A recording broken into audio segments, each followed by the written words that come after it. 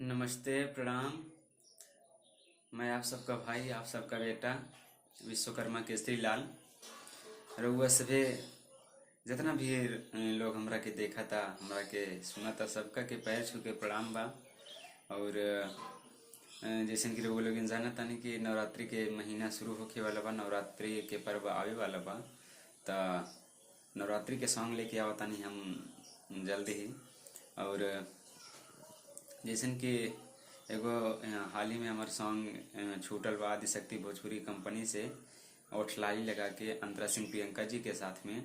तो रउआ लोग जाइए आदिशक्ति भोजपुरी चैनल के सब्सक्राइब करिए और सर्च करिए, और हमारे सॉन्ग के खूब लिसन एंड वाचिंग करी जा, और ढेर सारा प्यार और आशीर्वाद दी जा। रउआ लोग के एगो हम नवरात्रि सॉन्ग सुना देता नहीं, थोड़ा इंटरटेनमेंट के खातिर, कहे से कि रउआ लोग के आशीर्वाद और प्यार के बिना हमारा जीवन पूरा अधूरा है। सो प्लीज़ आप सभी जाइए और हमारे सॉन्ग को ढेर सारा प्यार और आशीर्वाद दीजिए। सुना देते हैं थोड़ा एक भक्ति गीत आप लोगों को।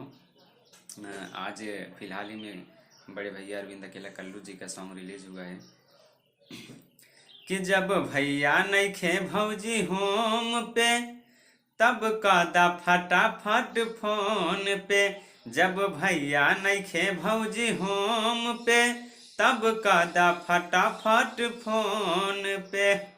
तो वो लेकिन जाई और अरविंद अकेला कल्लू जी के सॉन्ग जो उनके हमारे बड़ भाई भावे, तो उनको सॉन्ग सुनी और नवरात्रि के ढेर सारा प्यार और आशीर्वाद दी जा। और हाल ही में एगो खेसारी भैया के सॉन्ग रिलीज भइल बा, सर पे दुपट्टा रखेली देवी गीत नवरात्रि के। तो वो लोग इनके सुना देता नहीं।